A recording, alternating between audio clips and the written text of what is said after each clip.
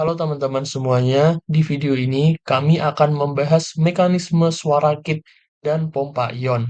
Yang akan menjelaskan ada saya sendiri, Altaf Muhaki, lalu ada teman saya Amos Tendirerung, lalu ada Halis Majid, dan Faiful William. Baik, yang pertama adalah mekanisme proses suara kit pada sel biologis. Nah, bagaimana molekul-molekul di dalam sel membentuk struktur kompleks tanpa bantuan dari luar? Jawabannya adalah suara kit molekuler atau molecular self-assembly. Adalah proses ketika molekul-molekul menyusun diri secara spontan menjadi struktur yang teratur, cukup dengan mengikuti hukum fisika dan kimia, tanpa dikendalikan oleh tangan manusia dan tanpa energi tambahan. Salah satu contohnya adalah pelipatan protein. Rantai asam amino dapat melipat sendiri menjadi bentuk tiga dimensi yang tepat berkat interaksi seperti ikatan hidrogen dan gaya hidrofobik. Baik, di sini saya akan menjelaskan cell assembly pada contoh pembuatan membran sel dan juga ribosom. Pertama itu membran sel. Itu dimulai dari biosintesis, molekul-molekul penyusun asam lemak, kemudian dirakit menjadi makromolekul yang akan kita sebut dengan lipid.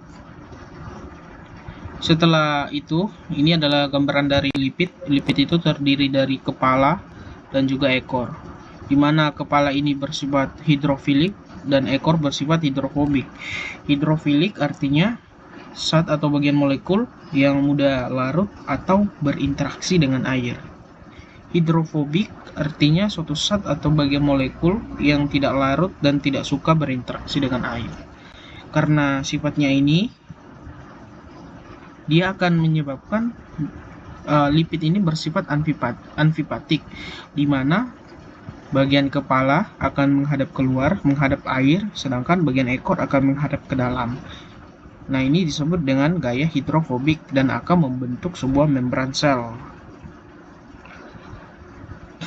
Dia akan membentuk sebuah bilayer untuk menyembunyikan bagian hidrofobik atau ekor dari air seni. Selanjutnya adalah produksi dari ribosom, dimulai dari nukleotida, di mana nukleotida ini akan disintesis menjadi makromolekul, yaitu RNA, di mana RNA ini adalah RNA akan disatukan dengan protein ribosomal, di mana penyatuan ini akan membentuk subunit kecil dan besar ribosom, di mana protein dan RNA ini akan mengenal satu sama lain berdasarkan bentuk dari muatan permukaan, sehingga terbuatlah ribosom fungsional, organel yang tidak memiliki membran tetapi terbentuk sepenuhnya melalui self-assembly molekul. Oke, selanjutnya kita masuk ke pemompa ion di sel biologis. Pada membran biologis sangat penting karena memungkinkan berbagai molekul melintas untuk menjalankan berbagai fungsi vital dalam tubuh. Nah, pada proses ini mencakup komunikasi antar sel, yaitu menjaga keseimbangan internal tubuh atau homeostasis, serta menghasilkan energi untuk aktivitas seluler. Artinya, pada pergerakan sel, melintas membran adalah bagian kunci dari mekanisme kehidupan. Nah, oke. Selanjutnya, di gambar dijelaskan dalam jenis, yaitu perbedaan jenis transportasi zat yang melintas pada membran sel berdasarkan kebutuhan energinya atau energi requirement. Nah, terdapat dua kategori utama. Yang pertama, ada transportasi yang tidak memerlukan ATP dan ada juga yang memerlukan ATP. Nah, pada kategori yang tidak memerlukan ATP terbagi lagi menjadi dua jenis mekanismenya. Yang pertama ada simple diffusion atau difusi sederhana. Nah, pada mekanisme ini perpindahan zat dari konsentrasi tinggi ke ke zat yang berkonsentrasi rendah tanpa bantuan protein pembawa. Nah, selanjutnya ada facilitated diffusion atau difusi terfasilitasi, yaitu perpindahan zat ya juga dari konsentrasi tinggi ke konsentrasi rendah, tetapi pada hal ini melalui bantuan protein kanal atau transporter. Nah, di sisi lain ada juga transportasi yang membutuhkan energi atau ATP yang terbagi lagi menjadi dua mekanismenya. Yang pertama ada primary active transport atau transport aktif primer yang menggunakan langsung energi dari ATP untuk memompa zat melawan gradien konsentrasi. Yang kedua ada secondary active transport, yaitu transport aktif sekunder. Nah, pada mekanisme ini tidak langsung menggunakan ATP, tetapi memanfaatkan gradien ion yang sebelumnya dibentuk oleh transport primer sebagai sumber energi untuk memindahkan zat lain. Nah, oke, selanjutnya kita masuk ke transport aktif. Nah, pada transport aktif ini konversi energi ke energi potensial. Nah, beberapa transporter bekerja seperti mesin konversi yang pada dasarnya mengubah bentuk dari energi eksternal hidrolisis ATP cahaya. Nah, pada pompa proton bakteriorhodopsin atau reaksi redox yang menjadi energi potensial elektrokimia dengan memompa ion ke luar atau ke dalam. Nah, protein ini menyimpan tegangan layaknya baterai mini. Nah, gradien proton di mitokondria misalnya kemudian memutar ATP sintase untuk mengubah stok ATP sel. Aliran balik ion melalui saluran atau karier lain juga menggerakkan proses penting seperti penyerapan nutrien dan pengaturan pH lisosom. Oke, selanjutnya tentang klasifikasi transporter ion. Nah, secara filogenetik, transporter ion dikelompokkan menjadi 12 superfamili besar. Nah, pada setiap keluarganya dibedakan berdasarkan jenis substrat, kation, anion, molekul netral atau kompleks, mekanisme kerja, kemudian uniporter, kontrasporter atau antiporter. Selanjutnya ada energi sumber ATP, energi gradien ion, cahaya redox dan untuk mekanisme proses pompa ion pada sel biologis. Oke, mari kita lihat lagi.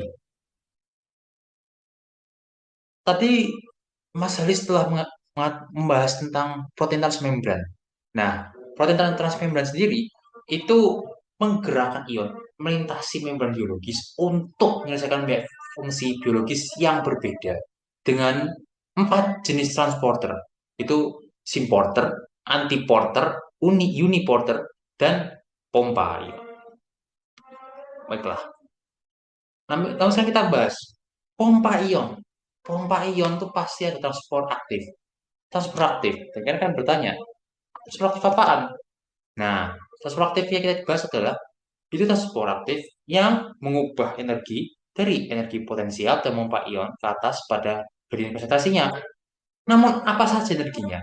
Yang jelas adalah ada energi ATP dari ATP, adenosine trifosfat, sinar matahari, dan reaksi redox dari zat-zat lainnya. Nah, energi potensial ini dapat digunakan kembali oleh pembawa ion dan saluran ion untuk mendorong proses seluler yang vital seperti sintesis ATP. Tapi ya hanya saja, apakah ada derivasi lainnya dari transport aktif sendiri? Dan kenyataannya, ya ada, karena transporter ion sendiri itu diklasifikasikan sebagai superfamily transporter. Mengatur dari atas 12 keluarga transporter yang dibuat berdasarkan karakteristik, substrat yang diangkut, mekanismenya sendiri, serta sumber energi yang digunakan. Dan juga dengan membandingkan urutan DNA yang menyusun setiap protein berbeda dengan ion channels. Transport ion dan saluran ion itu berbeda. Nah, kebetulan ion channel sendiri itu merupakan saluran ion saluran. Berbeda, iya berbeda. Tapi dalam apa? Oh, berbeda itu sebenarnya itu dalam bentuk serang seperti namanya, saluran ion channels. Itu berbeda karena ion channel sendiri itu saluran-saluran yang berjalan melalui membran, sedangkan transport adalah protein yang perlu mengubah bentuk untuk beralih dari sisi untuk beralih ke sisi tempat membran yang terbuka. Sementara ada lagi juga perbedaannya, yaitu transportasi ion itu jauh lebih lambat daripada ion channels dalam hal memindahkan molekul. Oke, memang lanjut. Ada yang harus ketahui? Oh iyalah, yaitu gradient elektrokimia, yaitu perbedaan konsentrasi molekul kimia atau ion dari dua area yang terpisah. Dari konsentrasi tinggi ke konsentrasi ion yang lebih rendah, serta serangan ion memungkinkan ion-ion tertentu untuk masuk atau mengalir melalui saluran menuruni gradien konsentrasinya hingga mencapai keseimbangan. Pada dasarnya, ini tuh bisa dianalogikan seperti kanal Suez. Kanal Suez sendiri itu memang lebar. Namun, jika setiap kapal itu bagaikan ion, maka tidak semua kapal ukurannya itu bisa melewati kanalnya itu. Karena itu seperti saluran ion, pasti ada ukuran tersendiri. Ada ukuran yang harus dipenuhi. Oke. Sekarang kita membahas apakah ada yang terkait saling memiliki kesamaan antara transport ion dan saluran ion. Oh, tentulah. Ya, divisi terfasilitasi itu merupakan transport pasif. Namun, high transporter ion yang dapat melakukan transportasi aktif karena melibatkan pergerakan ion melawan gradien konsentrasinya.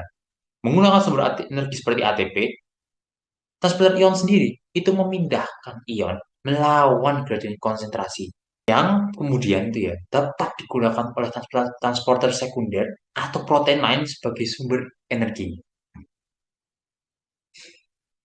Tapi transport ion itu kan super aktif ya. Dari mana dia berasal? Oh, dari lihat gambar ini tuh ada ATP sintase. ATP sintase menggunakan bahan kimia dalam secara spesifik adalah proton untuk menghasilkan ATP.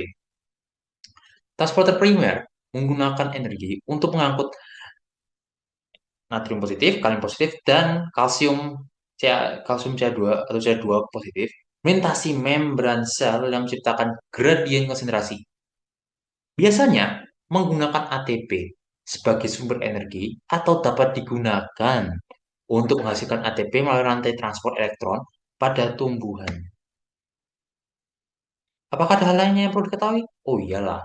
Jadi energi dalam ATP itu menjadi energi potensial melalui gradien konsentrasi dengan menggunakan ATP untuk mengangkut ion dari konsentrasi rendah ke konsentrasi yang lebih tinggi. Contohnya adalah protein. Kenapa protein? Karena protein yang menggunakan ATP adalah ATP ase tipe P yang mentransfer ion natrium plus, kalium plus, dan kalsium Ca2 itu plus positif juga polarnya melalui suatu proses yang bernama fosforilasi.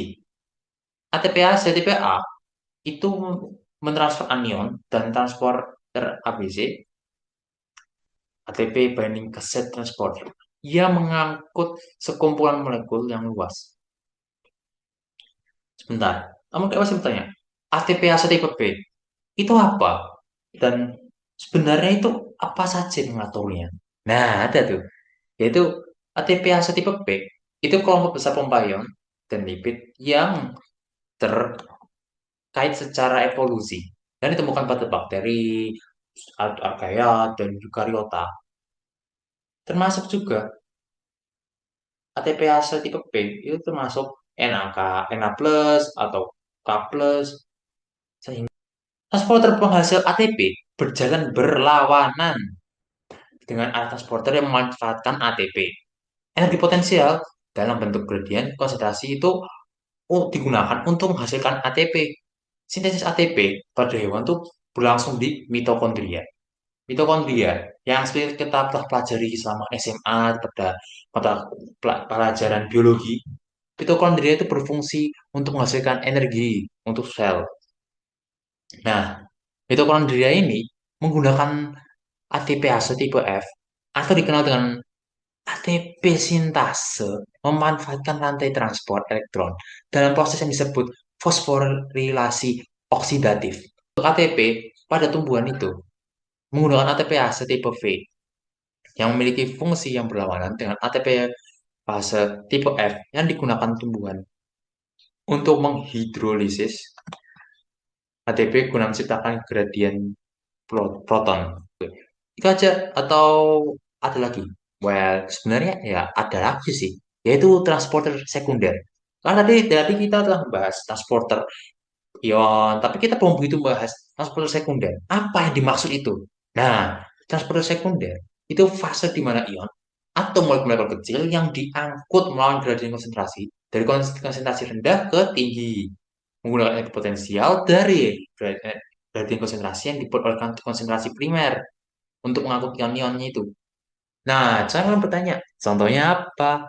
Contohnya adalah glukosa yang bergantung pada natrium yang ditemukan di usus halus dan ginjal menggunakan gradien natrium yang dibuat di dalam sel oleh pompa natrium kalium untuk membantu membawa glukosa ke sel. Itu terjadi ketika natrium mengalir menuruni gradien konsentrasinya yang menyediakan energi yang cukup untuk mendorong glukosa naik ke gradien konsentrasinya itu kembali ke sel lagi. Simporter sebagai natrium glukosa mengangkut ion dan gradien konsentrasinya dan mereka menggabungkan pengangkutan molekul kedua ke arah yang sama. Antiporter juga sih sebenarnya. Antiporter juga menggunakan gradien konsentrasi suatu molekul untuk memindahkan molekul lain ke atas gradien konsentrasinya yang lebih tinggi. Tetapi molekul yang digabungkan diangkut juga ke arah yang berlawanan. Terima kasih dan sampai jumpa di video berikutnya. Salam.